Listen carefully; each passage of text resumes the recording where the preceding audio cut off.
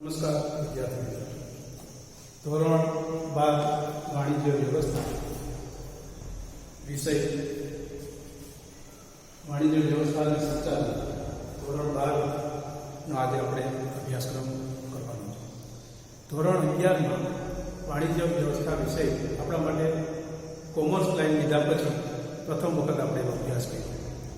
ધંધો એટલે શું, ધંધાની સ્થાપના કઈ રીતે કરવી, ધંધાના સ્વરૂપો કેવા કેવા હોય છે, દાખલા તરીકે વ્યક્તિ પ્રાઇવેટ સેક્ટર, ખાનગી પેઢી, ભાગીદારી પેઢી, કંપની સ્વરૂપ, આ બધો અભ્યાસ આપણે કર્યો. ધંધો કઈ રીતે સ્થાપવો, એના માટે કેવા કેવા દસ્તાવેજો તૈયાર કરવા, ધંધાની સહાયક સેવાઓ કઈ કઈ છે, ધંધામાં ઉપયોગી થાય એવી સેવાઓ જેવી કે વખાણની સેવા, વીમાની સેવાઓ, સંદેશા વ્યવહારની સેવાઓ, આ ઘણી બધી બાબતો આપણે ધોરણ 11માં ધંધાનો પ્રાથમિક ખ્યાલ, ધંધાને તૈયાર કરતી ધંધાકીય એકમની સ્થાપના કઈ રીતે કરવી, માળખું કઈ રીતે ઊભું કરવું, એ બધી બાબતો આપણે ધોરણ 11ના વાણિજ્ય વ્યવસ્થા વિષયમાં શીખ્યા. ધંધાકીય એકમની સ્થાપના થઈ ગયા પછી ધંધાકીય એકમની શરૂઆત કઈ રીતે કરવી. સરળ રીતે, બહુ સારી રીતે આપણે ધંધાકીય એકમની સ્થાપના કરી, ઘણી બધી બાબતોનો ખ્યાલ રાખ્યો, ભૌતિક સગવડતાઓ બહુ શ્રેષ્ઠ રીતે પ્રાપ્ત કરી, બધા દસ્તાવેજો બહુ વ્યવસ્થિત રીતે તૈયાર કર્યા, બધી સહાયક સેવાઓની બહુ વ્યવસ્થિત રીતે સગવડતાઓ ઊભી કરી. આ બધું કરી દીધા પછી માત્ર ધંધાકીય એકમ ઊભું થયું છે. ધંધાકીય એકમની શરૂઆત હવે પછી થાય છે. આ બધું કરી દેવાથી ધંધો ચાલવા જ મળશે. ધંધો છે એ શ્રેષ્ઠ આપણે નક્કી કરેલા ધ્યેય છે એ પ્રાપ્ત કરી શકશે, એની કોઈ ચોકસાઈ નથી. એના માટે હવે પછી જે કાર્ય કરવાનું છે, ધંધાકીય એકમની અંદર હવે જે વ્યવસ્થાઓ કરવાની છે, ધંધો સ્થાપવા માટેના બધી બાબતો આપણે બહુ શ્રેષ્ઠ રીતે સ્થાપી દીધી. બધું રોકાણ છે વ્યવસ્થિત કરી દીધું, ભૌતિક સુખ સગવડતાઓ, મકાન, યંત્રો, કારખાના, આ બધું બહુ સારી રીતે આપણે રોકાણ કરી દીધું.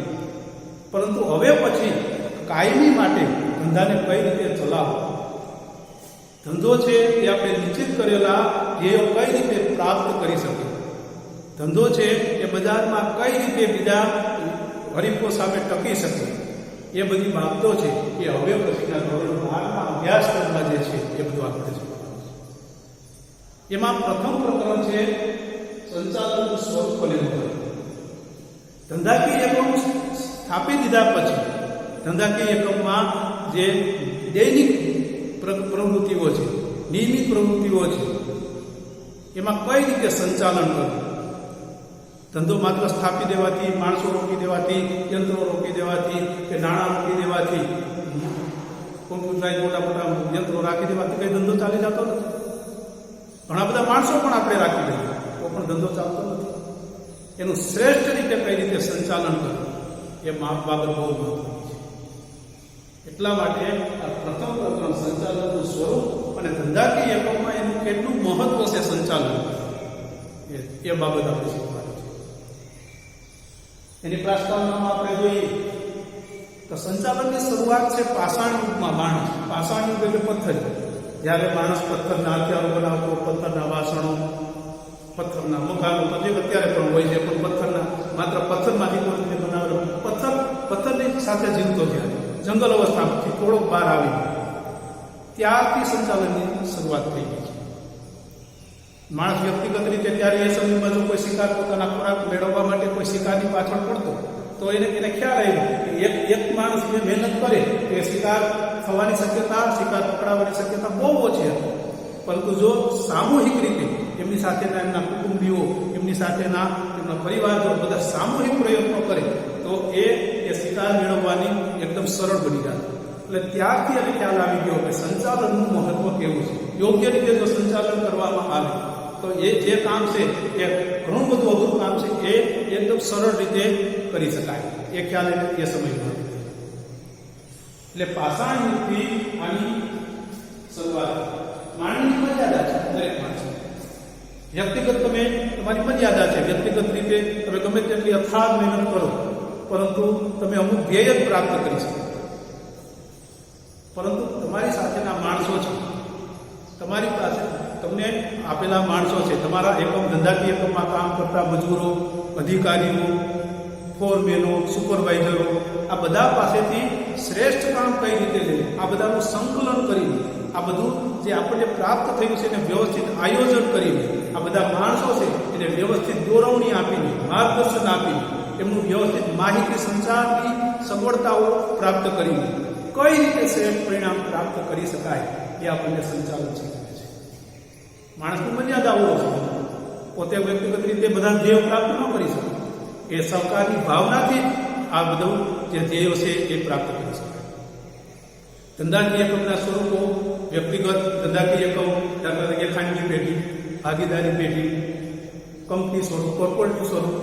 જ્યારે વ્યક્તિગત ખાનગી પેઢીઓ હતી ત્યાં સુધી તો સંચાલનનું ક્ષેત્ર થોડું સીમિત હતું. ભાગીદારી પેઢી આવી થોડુંક વિશાળ થયું કે અત્યારના સમયમાં તો કોર્પોરેટ વિશાળ કંપની સ્વરૂપ ધંધાકીય એકમે પ્રાપ્ત કર્યું છે. આવા સમયે સંચાલનની જરૂરિયાત ખૂબ ઊભી થઈ, કારણ કે જેમ ક્ષેત્ર વિશાળ બનતું ગયું એમ આ બધી બાબતો, આયોજન, દોરવણી, માર્ગદર્શન, માહિતી સંચાર આની ખૂબ જરૂરિયાતો ઊભી થઈ. નકર તો ગમે તેટલા માણસો રોકી દેવાથી કાર્ય જે થતું એ ઘણું બગડે. આપણે ત્યાં કહેવત છે ને કે જાતિ દુનિયાને બેઠું થાય, આ એના જેવી બાબતો થાય. એક કાર્ય કરવા માટે ઘણા બધા માણસો રોકી દેવાથી એ કાર્ય સિદ્ધ ન થઈ શકે. એના માટે યોગ્ય સંચાલન કરવું પડે, યોગ્ય આયોજન કરવું પડે. આ કાર્ય આને કરવાનું છે, આ કાર્ય આને કરવાનું છે. એ જે બાબતો છે એ સંચાલન શીખવે છે. એટલે સમય જતા ધંધાકીય એકમે વિશાળ એકમ પ્રાપ્ત કરતા, વિશાળ પદ પ્રાપ્ત કરતા આવા કુશળ, અનુભવી, તાલીમ પામેલા લોકોની જરૂરિયાત ઊભી થઈ. દાખલા તરીકે BBA, MBA કરેલા મેનેજરો, અલગ અલગ વિભાગમાં, અલગ અલગ ફિલ્ડમાં અલગ અલગ માણસો સંચાલન કરતા, એટલે અલગ અલગ ડિગ્રીઓ આવી. આની જરૂરિયાત. અને આવું જે સંચાલન કરી શકે એ ધંધાકીય એકમ નિશ્ચિત રીતે એના નિશ્ચિત પરિણામો છે એ ભોગવે છે. તો આ બાબત સંચાલન આપણે ખ્યાલ આવે. ત્યાર પછી સંચાલનનો અર્થ, સંચાલન એટલે શું, સંચાલન કેને કહેવાય એ બાબત બહુ મહત્વની છે. આ માટે સંચાલનનો અર્થ સમજવા માટે 3 વિદ્વાન, કુંજ અને ઓડોનર, લિવિંગસ્ટન અને ડોક્ટર જ્યોર્જ કેન, આ ત્રણેય સંચાલનની વ્યાખ્યા આપેલી છે. આપણા અભ્યાસક્રમમાં આ પ્રકરણ છે એ 10 માર્ક્સનો વિભાગ ધરાવે છે. આ પ્રકરણમાંથી પ્રથમ વિકલ્પ ઓછા છે, ટૂંકો પ્રશ્નો, જે એક વિકલ્પ અને ટૂંકા પ્રશ્નો છે એ વ્યાખ્યા આધારિત અને પ્રસ્તાવના આધારિત પ્રશ્નો જ હોય છે. એટલા માટે આની વ્યાખ્યાઓ ત્રણેય વિભાગને આપેલી વ્યાખ્યા અને એકદમ સરળ છે. 1-2 વખત વાંચવાથી, સાથે લેખન કરવાથી આપણને 100% યાદ રહે છે. તો શું કીધું કુંજ અને ઓડોનરે જોઈએ? તો કુંજ અને ઓડોનરે કીધું કે સંચાલન એટલે અન્ય વ્યક્તિઓ પાસેથી કામ લેવાની કળા. સંચાલન છે એ સામૂહિક પ્રવૃત્તિ છે, વ્યક્તિલક્ષી પ્રવૃત્તિ નથી, વ્યક્તિગત પ્રવૃત્તિ નથી. કોઈ એક માણસ પોતે છે એ ગમે તેટલું શ્રેષ્ઠ રીતે કામ કરી શકતો હોય, પોતે ઘણું બધું સારું સંચાલન પોતાનું હોય, પરંતુ એ સંચાલનની દ્રષ્ટિએ એ વસ્તુ નથી. સંચાલન છે એ સામૂહિક પ્રવૃત્તિ છે, બીજા પાસેથી કામ લેવાની કળા. માત્ર તમે કાર્ય કર્યા કરો એટલે સંચાલન નહીં, એ તમારી ખુદની આવડત છે. પરંતુ સંચાલન એટલે અન્ય પાસેથી તમે કેવું કામ લ્યો છો. તમારી હેઠળના માણસો, તમને પ્રાપ્ત થયેલા સાધનો, તમને પ્રાપ્ત થયેલી સગવડતાઓ, આ બધા પાસેથી તમે કેવું સરસ પરિણામ મેળવી શકો છો, કેવા ઇચ્છિત પરિણામો પ્રાપ્ત કરી શકો છો, એટલે સંચાલન. એટલે કે અન્ય પાસેથી, અન્ય વ્યક્તિઓ પાસે કામ લેવાની કળા. એટલે પોતે બુદ્ધિ ચાતુરી, આવડો, સૂઝ, દેશી ભાષામાં કોઠાસ, અન્ય વ્યક્તિઓ પાસેથી કામ લેવાની કળા. અને આ કળા, આ વિષયને માત્ર શોર્ટ રૂપે નો વિસ્તૃત સ્વરૂપે જોજો. અન્ય પાસેથી કામ લેવાની એટલે આપણું કામ અન્ય પાસેથી કરાવી લેવાની ભાવનાની વાત નથી થાય. સંચાલન એટલે આપણને જે માણસો સોંપેલા છે એ માણસોનું એક કાર્ય જ છે, એ કાર્ય કરવા માટે તો તૈયાર છે, પરંતુ એને એવી રીતે એની પાસેથી કામ લેવાનું છે, એવી રીતે એમને દોરવણી માર્ગદર્શન આપવાનું છે કે જેથી કરીને એમની પાસેથી કામ છે એ દીપી ઉઠે, શ્રેષ્ઠ રીતે લઈ શકાય. એને કળા. અન્ય વ્યક્તિઓ પાસેથી કામ લેવાની કળા, અને પાછું એ કામ જે અન્ય વ્યક્તિઓ પાસેથી લેવાનું છે તે માનવીય અભિગમો સાથે લેવાનું છે, કોઈનું શોષણ કરીને નહીં,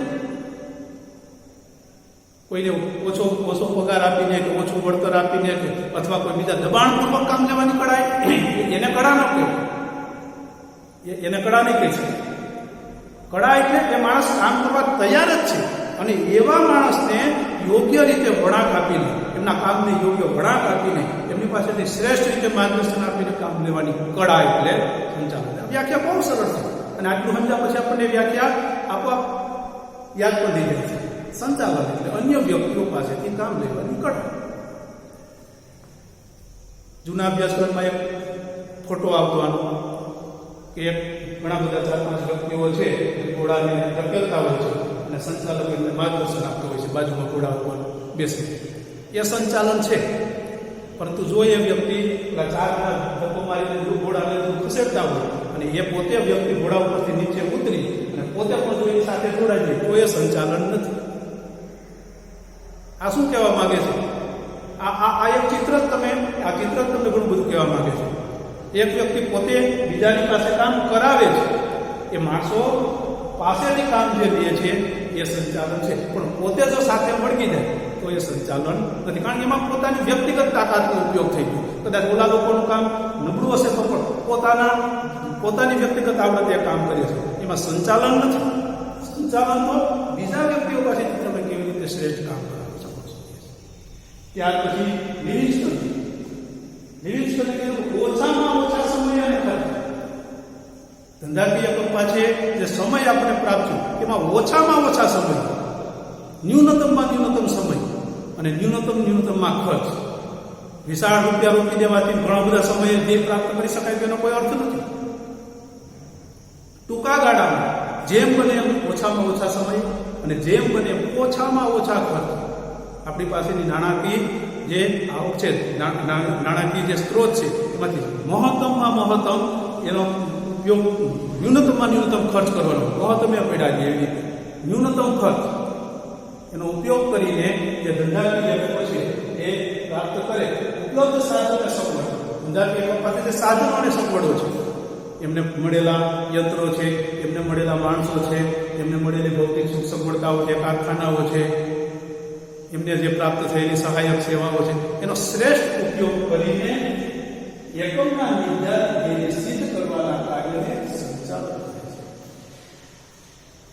એટલે કે ટૂંકમાં તમારી પાસે જે પછી ધંધાકીય ક્ષેત્ર જ માત્ર વાત નથી. આ તો કોમર્સના વિદ્યાર્થીઓ આપણે હોવાને કારણે આપણે એને માત્ર ધંધાકીય એકમના ઉદાહરણો જ સમજીએ છીએ, બાકી સંચાલન તો દરેક ક્ષેત્રમાં થતું હોય છે. એકમના નિર્ધારિત સિદ્ધ કરવાના કાર્યને સંચાલન કરે છે. અને ત્યાર પછી ડોક્ટર જ્યોર્જ ટેરીએ 6M ની થિયરી હતી. 6M સંચાલન એ એક એવી પ્રવૃત્તિ છે. 6M એટલે આ 6 M એટલે બે, તેનું માણસો એટલે બે, યંત્રો એટલે મશીન, સાધનો એટલે મટીરિયલ્સ, પદ્ધતિઓ એટલે મેથડ્સ, નાણું એટલે મની અને બજાર એટલે આ બધાનો પ્રથમ સર્વે M. 6M. આ 6M ની થિયરી છે કે તેમણે આપેલી છે. આ 6M માણસો તમારી પાછળ તમને પ્રાપ્ત થયેલા ધંધાકીય એકમમાં પ્રાપ્ત થયેલા કર્મચારીઓ, મજૂરો, સુપરવાઇઝરો, કોર્મીનો, અધિકારીઓ, તળ સપાટી, મધ્યમ સપાટી, ઉચ્ચ સપાટી, આ બધી સપાટીઓ દ્વારા બનેલા માણસો છે, એનો શ્રેષ્ઠ ઉપયોગ કરવો, એનો કઈ રીતે આયોજન કરવું, એની પાસે વધુમાં વધુ કાર્ય કઈ રીતે લઈ શકવું. ત્યાર પછી તમે યંત્રો, ધંધાકીય એકમમાં જે યંત્રો બનેલા છે, માત્ર ધંધાકીય એકમમાં મોટા મોટા યંત્રો રોકી દેવાથી ધંધાકીય એકમ ચાલતું નથી. એ યંત્રોનો કઈ રીતે શ્રેષ્ઠ ઉપયોગ કરવો, કેટલો સમય સુધી વ્યવસ્થિત ચલાવીએ તો એમાં એનો નિભાવ ખર્ચ પણ બહુ ઓછો આવે, કેટલો સમય સુધી એની પાસેથી વધુમાં વધુ કામ લેવાથી કયા સમયે કામ કરવું, કારણ કે ધંધાકીય એકમ પરિવર્તનશીલ હોય, તેજી મંદીના ગાળા આવતા હોય. આ બધી બાબતોનો ઉપયોગ કરી ક્યારેક યંત્રો નવા વસાવી લેવા પડતા હોય, ક્યારેક યંત્રો છે ઘટાડી નાખવા પડતા હોય, પોતાની પાસે જે યંત્રો છે એનો શ્રેષ્ઠ કેવો ઉપયોગ કરવો. સારું મટીરિયલ્સ કે કાચો માલ, વહીવટી બધી બાબતો, ધંધાકીય એકમ જેનું ઉત્પાદન કરે છે એવા સાધન મટીરિયલ્સ છે, એ કાચો માલ છે એનો કઈ રીતે એને સ્ટોર કઈ રીતે કરવો, એને કઈ રીતે લઈ આવવું, એનો ઉપયોગ કઈ રીતે કરવો, એને કયા સમયમાં વધુ ખરીદી, કયા સમયમાં ખરીદી ઘટાડી નાખવી. કારણ કે ઘણી બધી બાબતો આબોહવા પ્રમાણે અમુક ધંધાકીય એકમો ચાલતા હોય, અમુક છે તેજી મંદીના ગાળા આવતા હોય, ધંધાકીય એકમોમાં ઘણી બધી બાબતો પરિવર્તનશીલ હોય, ઘણી બધી બાબતો અસર કરતી હોય છે. આ બધી બાબતોનો ખ્યાલ રાખી અને આપણે શ્રેષ્ઠ ઉપયોગ કરવો, માણસોનો, યંત્રોનો, સાધનો, પદ્ધતિ. ધંધાકીય એકમને કેવી પદ્ધતિઓ અપનાવેલી છે, ધંધાકીય એકમ પોતે ચાલુ છે એમાં કઈ કઈ પદ્ધતિઓ અપનાવેલી છે, આ પદ્ધતિઓનો શ્રેષ્ઠ ઉપયોગ કરવો. એ અને ઉપરાંતના એમની પાસેની જે કાર્યશીલ મૂડી છે, ધંધાકીય એકમ પાસેની જે મૂડી છે, નહીં કે બીજી બેંકો પાસેથી લોન લઈ વધુ પૂરતા નાણાં ક્યાંથી મેળવી લેવાથી ફાયદો નથી. એ તો ધંધાકીય એકમ માટે નુકસાન કરતા છે, લાંબા ગાળે નુકસાન કરતા છે. નાણાં તો પ્રાપ્ત થશે પરંતુ એનું વ્યાજ પણ ભરવું પડશે ને. પોતાની પાસેની મૂડી છે એનું રોટેશન, કાર્યશીલ મૂડી છે કઈ રીતે રાખવું, એને વેચાણ તો કઈ રીતે રાખવું, વધુમાં વધુ નાણાં છે એ કઈ રીતે ફરતા છે એનું શ્રેષ્ઠ આયોજન કઈ રીતે કરવું, અને બજાર જરૂર છે. આ બધી બાબતો સારી હોય, બજારમાં હોય તો ધંધાકીય એકમે ઉત્પાદન કરી લીધું છે, અમુક વસ્તુ સારી રીતે બધું બહુ બહુ સરસ છે આજે, અને માર્કેટમાં વસ્તુ વેચવાની થાય તો માર્કેટ ઊભું કરવું એ પણ બહુ મહત્વનું છે. જો બજાર જ નહીં મળે, વસ્તુનું વેચાણ જ નહીં થાય તો ધંધાકીય એકમ કઈ રીતે થાય. એટલે આ બધી બાબતો છે. 6M, 6M, man, machine, materials, method, money અને માર્કેટ, આનો શ્રેષ્ઠ ઉપયોગ કરી જે સંચાલનની પ્રવૃત્તિ કરવામાં આવે અને ધ્યેયો પ્રાપ્ત કરવામાં આવે અને સંચાલન કરે છે. તો અહીંયા મિત્રો આપણે સંચાલનનું સ્વરૂપ કે જટિલ અને મહત્વમાં એની પ્રસ્તાવના, ક્યાંથી એની શરૂઆત થઈ, કેમ એની જરૂરિયાત થઈ, એના કેવા કેવા લોકો છે, અનુભવી માણસોની એમાં જરૂરિયાત પડે, અને સંચાલનનો વર્ગ, આ ત્રણેય વિભાગોની આપણે વ્યાખ્યા એનો આપણે અભ્યાસ કર્યો.